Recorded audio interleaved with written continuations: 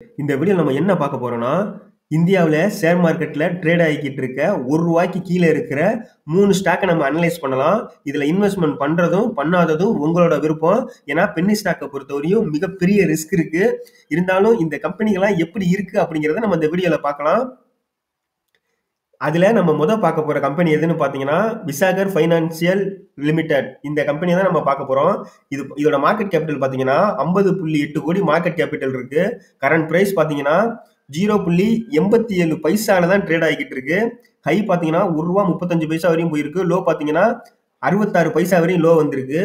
இந்த கம்பெனிக்கு கடன் பார்த்தீங்கன்னா, 18 கோடி கடன் இருக்கு. ப்ரொமோட்டர் ஹோல்டிங் பார்த்தீங்கன்னா, 5.95% தான் அவங்க வச்சிருக்காங்க. சேல்ஸ் குரோத் பார்த்தீங்கன்னா 435% சேல்ஸ் குரோத் இருக்கு. சேல்ஸ் பார்த்தீங்கன்னா 210 கோடிக்கு சேல்ஸ் பண்றாங்க. நெட் ப்ராஃபிட் பார்த்தீங்கன்னா 7.1 கோடி வந்து நெட் ப்ராஃபிட் பண்றாங்க. ரிசர்வ் பார்த்தீங்கன்னா 7.35 கோடி ரிசர்வ் வச்சிருக்காங்க. இவங்களோட ஷேரை வந்து இவங்க பிளட்ஜ் பண்ண கிடையாது. இந்த கம்பெனியோட நம்ம சார்ட்டை நம்ம அனலைஸ் பண்ணலாம். இது சார்ட்டை பொறுத்தவரையும் பார்த்தீங்கன்னா 6 மந்த்ல கூட பார்த்தீங்கன்னா ஒரு பெரிய ரிட்டர்ன்லாம் கொடுக்கவே கிடையாது. அதிகபட்சம் பார்த்தீங்கன்னா ரூ. 1 போயிருக்கு. லோல பார்த்தீங்கன்னா இந்த ரூ. 1.89 தான் ட்ரேட் ஆகிட்டு இருக்கு. இதுல இந்த மாதிரி ஒரு ஸ்டாக்ல நம்ம வந்து ரிஸ்க் எடுக்கிறது ஒரு நம்ம பணத்தை வந்து சும்மா ஒரு குப்பையில போடுற மாதிரி தான் நம்ம பார்த்துக்கிட்டு தான் நம்ம போடணும். ஏன்னா இதெல்லாம் பார்த்தீங்கன்னா இது இந்த ரூ. 1 இருக்கிறது எப்போ வேணாலும் ட்ரேட் ஆகாம கூட போகலாம்.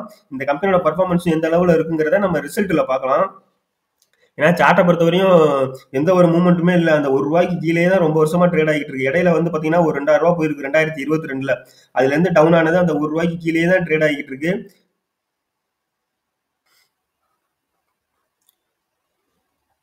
இந்த கம்பெனியை வாங்கலாம் அப்படின்னு நினைக்கிறவங்க ரிசல்ட்டை நம்ம செக் பண்ணி பார்க்கணும். அவசரப்பட்டு வாங்கக்கூடாது. ஏன்னா நம்ம லாங் டைமுக்கு இன்வெஸ்ட்மெண்ட் பண்ணாலும் சரி, ஷார்ட் டைமுக்கு இன்வெஸ்ட்மெண்ட் பண்றாலும் சரி, நம்மளோட பணம் வந்து அங்கே போயிட்டு லாக் ஆகக்கூடாது.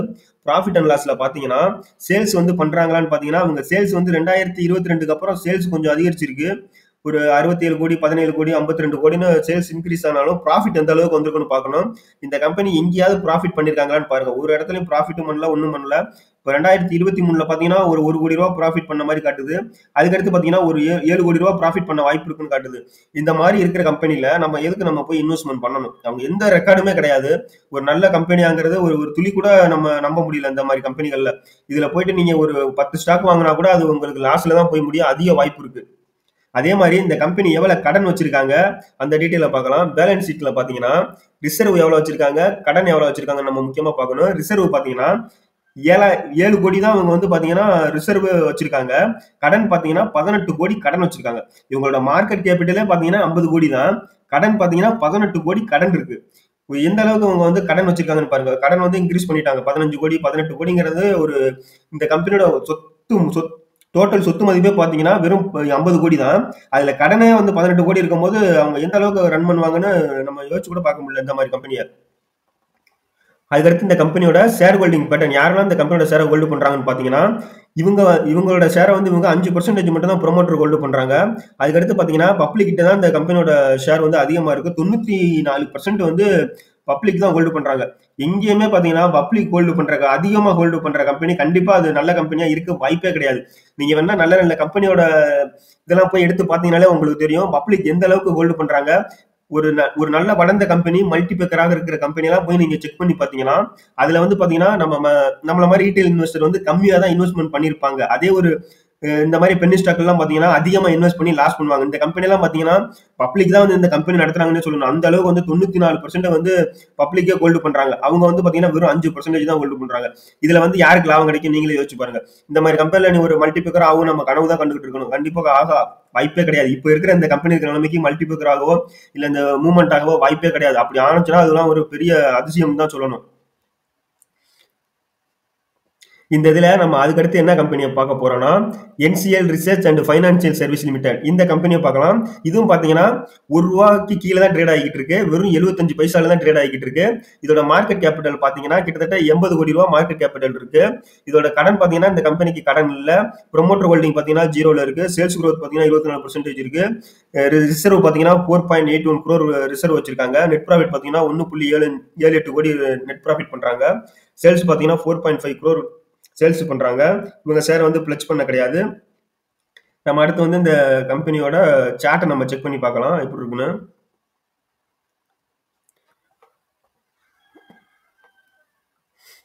சாட்டும் பார்த்தீங்கன்னா, ஒரு பெரிய மூவ்மெண்ட்டே கிடையாது. 90 பைசாக்கு போயிருக்கு அதிகபட்சம் இந்த 1 மந்த்ல. 6 மாசத்துல வச்சு பார்த்தீங்கன்னாலும், ஒரு 90 பைசா கீழ இருந்து அந்த 90 பைசாங்கிற ரேஞ்சுக்கு தான் போயிருக்கு. 50 பைசால இருந்து 90 பைசா ரேஞ்சுக்கு போயிருக்கு.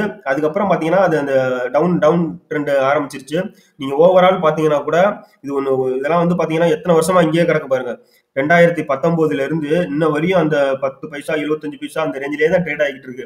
இந்த மாரி கம்பெனில போயிட்டு நம்ம லாக் பண்றது பெரிய விஷயம். சரி, இந்த கம்பெனி நம்ம வாங்கலாம்னு நெனச்சா கூட, இவங்க ப்ராஃபிட் அண்ட் சேல்ஸ் பண்றாங்களா? எந்த ஒரு கம்பெனியுமே வந்து அவங்களோட ப்ராஃபிட் அதிகரிக்கணும். அதுதான் முக்கியமா நம்ம பார்க்கணும். அவங்களுக்கு வருமானம் வந்தா தானே இந்த கம்பெனி முன்னேறும்.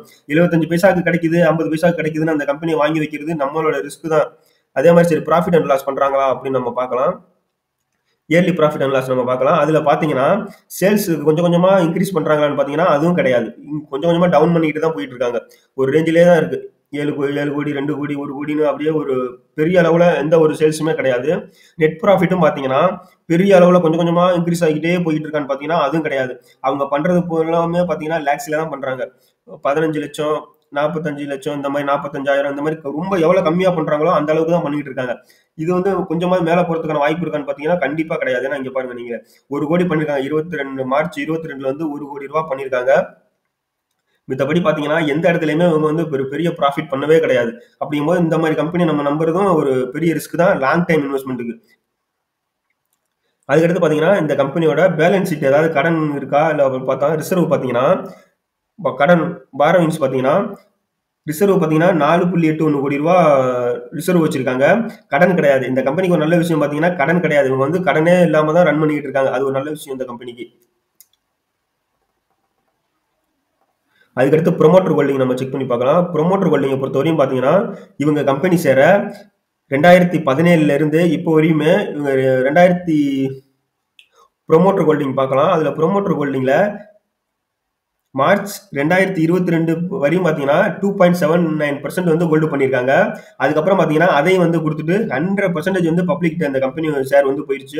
அப்படிங்கும் போது நீங்க யோசிச்சு பாருங்க, அவங்களுக்கே அவங்க கம்பெனி மேல நம்பிக்கை இல்லாம அவங்க வச்சிருந்ததே 2.79% தான். அதையும் வித்துட்டு அவங்க கிளம்பிட்டாங்க. அப்படிங்கும் போது இந்த கம்பெனி எல்லாம் எந்த அளவுக்கு அவங்களுக்கு சுத்தமாக நம்பிக்கை கிடையாது. அதனால பப்ளிக் நம்மள மாதிரி ஆள் தலையில கட்டிட்டு கிளம்பிட்டாங்க. இந்த மாதிரி கம்பெனில போய் இப்ப நம்ம இன்வெஸ்ட் பண்றது அதை விட ரொம்ப ஒரு பெரிய சிக்கலான விஷயம். ஏன்னா அவங்க வந்து ப்ராஃபிட்டும் கிடையாது, சேல்ஸும் கிடையாது, ப்ராஃபிட்டும் கிடையாதுங்கும் போது நம்ம இந்த மாதிரி கம்பெனில இன்வெஸ்ட் பண்றது நம்ம பணத்தை கொண்டு குப்பையில போடுற மாதிரி தான். அதுக்கடுத்து பாத்தீங்கன்னா ஏஆர்சி ஃபைனான்ஸ் லிமிடெட். இதுவும் பாத்தீங்கன்னா ₹1 கீழே தான் ட்ரேட் ஆகிட்டு இருக்கு. இதோட மார்க்கெட் கேபிட்டல் பாத்தீங்கன்னா 48.5 கோடி மார்க்கெட் கேபிட்டல் இருக்கு. ஹை பாத்தீங்கன்னா ₹1.29 போயிருக்கு. லோ பாத்தீங்கன்னா 52 பைசா போயிருக்கு. கடன் பாத்தீங்கன்னா 16.9 கோடி கடன் இருக்கு. ப்ரொமோட்டர் ஹோல்டிங் பாத்தீங்கன்னா 12% ஹோல்டு பண்றாங்க. சேல்ஸ் growth மைனஸ்ல இருக்கு. ரிசர்வ் பாத்தீங்கன்னா 1.42 கோடி வச்சிருக்காங்க. நெட் ப்ராஃபிட் பாத்தீங்கன்னா மைனஸ்ல தான் இருக்கு. சேல்ஸ் பாத்தீங்கன்னா 5.97 கோடி சேல்ஸ் பண்றாங்க. அதுக்கடுத்து நம்ம இந்த கம்பெனியோட சார்ட்டை நம்ம செக் பண்ணி பார்க்கலாம். இந்த சார்ட்டை நம்ம ஓவரால் வச்சு பார்க்கலாம்.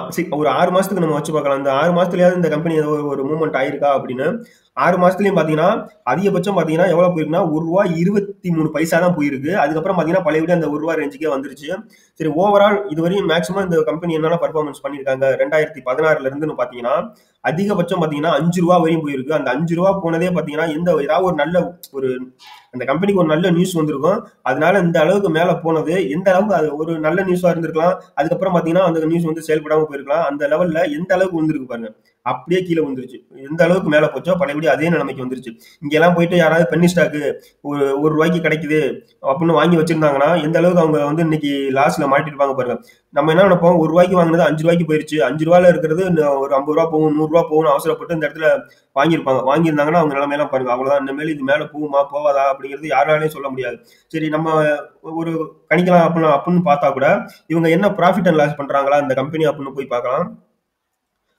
இயர்லி ப்ராஃபிட் அண்ட் லாஸ் பார்க்கலாம். அதுல பாத்தீங்கன்னாலும் சேல்ஸ் பாத்தீங்கன்னா எந்த அளவுக்கு அவங்க சேல்ஸ் பண்றாங்க பாருங்க. சேல்ஸ் ஒன்றும் பெரிய அளவுல எல்லாம் இன்க்ரீஸ் பண்ணவும் கிடையாது. அந்த 5 கோடி 4 கோடி இப்படிதான் சேல்ஸ் வந்து போய்கிட்டு இருக்கு.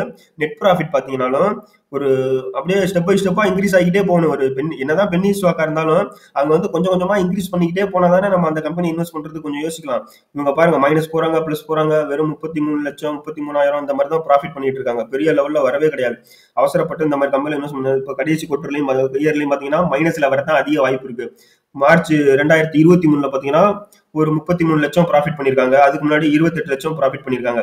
இந்த மாதிரி கம்பெனி நம்ம இன்வெஸ்ட் பண்றது பெரிய தப்பு. லாங் டைமுக்கு நம்ம அவசரப்பட்டு இருக்கு. நம்ம வேணா ஒரு வாட்ச் லிஸ்ட்ல போட்டு ஒரு நம்ம இந்த ஸ்டாக் எல்லாம் வந்து நம்ம ஹோல்டு பண்ணி பாத்துக்கலாம் ஒழிஞ்சு அவசரப்பட்டு யாரும் வந்து இந்த மாதிரி கம்பெனில ஒரு பெரிய அமௌண்ட்டை போட்டு இன்வெஸ்ட்மெண்ட் பண்ணிடாதீங்க. இந்த மாதிரி கம்பெனி எல்லாம் பாத்தீங்கன்னா நம்ம நம்ம ஆசையை தூண்டும். இன்னைக்கு 7 ரூபாயில இருக்கிறது நாளைக்கு 50 ரூபாய்க்கு போகும், 100 ரூபாய்க்கு போகும். ஏன்னா இதுக்கு முன்னாடி போயிருக்கு. எந்த மாதிரி கம்பெனி தான் விப்ரோ கம்பெனி எல்லாம் பாத்தீங்கன்னா ரொம்ப கம்மியா இருந்தா ஒரு சில பேர்லாம் சொல்லுவாங்க விப்ரோ கம்பெனில வந்து இன்னைக்கு 10 ரூபாய்க்கு 50 ரூபாய் 100 ரூபாய் ட்ரேட் ஆயிட்டு இருந்தது. இன்னைக்கு ஒரு ஸ்டாக் அன்னைக்கு வாங்கி வச்சிருந்தா இன்னைக்கு பலாயிரம் 11 கோடி 12 கோடின்னு சொல்லி நம்ம யூடியூப்ல நிறைய வீடியோக்கள்லாம் வரும். பல வருஷத்துக்கு முன்னாடி பாத்தீங்கன்னா ஐடி கம்பெனிலாம் வந்து இந்தியாவில் கிடையவே கிடையாது. புதுசா வந்து அப்பதான் வந்து ஐடி கம்பெனிலாம் புதுசா உள்ள வர்றாங்க. அப்படிங்கும் போது அவங்களுக்கு காம்படிஷன் யாருமே கிடையாது. அவங்க மட்டும் தான் மோனோபோலியா செயல்பட்டாங்க. அப்படியே கொஞ்சம் கொஞ்சமா டெவலப் பண்ணி இன்னைக்கு மிகப்பெரிய அளவுல இன்னைக்கு வளர்ந்து நிக்கிறாங்க. அதே மாதிரி இன்னைக்கு நிலைமை கிடையாது. இன்னைக்கு நிலைமையை பாத்தீங்கன்னா ஒரு சின்ன சின்ன கம்பெனியா இருந்தாலும் சரி அவங்களுக்கு காம்படிஷன் இருந்துகிட்டே இருக்காங்க. இப்ப இன்னைக்கு வந்து பாத்தீங்கன்னா விப்ரோ இருக்கு. விப்ரோக்கு ஆப்போசிட்டா எத்தனை கம்பெனி இருக்காங்கன்னு பாத்துங்க. அவங்களை அடிச்சுட்டு ஒரு சின்ன கம்பெனியால வர முடியுமான்னு கொஞ்சம் யோசிச்சு பாருங்க. சின்ன சின்ன கம்பெனி ஐடி கம்பெனி எவ்வளவோ இருக்கு. அவங்களாலலாம் அவங்க கூட போட்டி போட்டு கண்டிப்பா முன்னேறவே முடியாது. ஏதோ ஓரளவு கொஞ்சம் கொஞ்சம் முன்னேறலாம ஒழிஞ்சு அவங்க அடிக்கிற அளவுக்கு வரவே முடியாது. அவங்க அவங்க எங்கேயோ இருக்காங்க. இவங்க எல்லாம் வந்து சின்ன சின்ன கம்பெனி எல்லாம் சும்மா அவங்களுக்குள்ள இந்த 1 ரூபா 2 ரூபா பெனி ஸ்டாக்காவே இருந்துட்டு போக வேண்டியதான். சேனல்ல 10ல இருந்து 15 வருஷத்துக்கு ஹோல்டு பண்ணக்கூடிய நல்ல கம்பெனிகளை அனலைஸ் பண்ணி நம்ம சேனல்ல போட்டு வந்துகிட்டு இருக்கோம். விருப்பம் உள்ளவங்க பிளேலிஸ்ட்டை போய் செக் பண்ணி பாருங்க. இந்த மாதிரி பென்னி ஸ்டாக்குகளை வாங்கி லாஸ் பண்றதை தவிர்த்துட்டு நல்ல கம்பெனி ஷேர்களை இன்வெஸ்ட்மெண்ட் பண்ணுங்க. லாங் டைம்ல ஒரு நல்ல ரிட்டர்ன் கிடைக்க அதிக வாய்ப்பு இருக்கு. நீங்க இங்க வந்து ஒரு 100 ஸ்டாக் நான் வாங்குறேன் அப்படிங்கிறதுக்கு பதிலா நீங்க ஒரு நல்ல கம்பெனில போயிட்டு ஒரு 4 ஸ்டாக் வாங்கினா கூட லாங் டைம்ல ஒரு நல்ல ரிட்டர்ன் கிடைக்க அதிக வாய்ப்பு இருக்கு. நம்ம சேனல் பிடிச்சிருந்தா சப்ஸ்கிரைப் பண்ணுங்க. மறக்காம நம்ம சேனலை பத்தி கமெண்ட் பண்ணுங்க. நன்றி.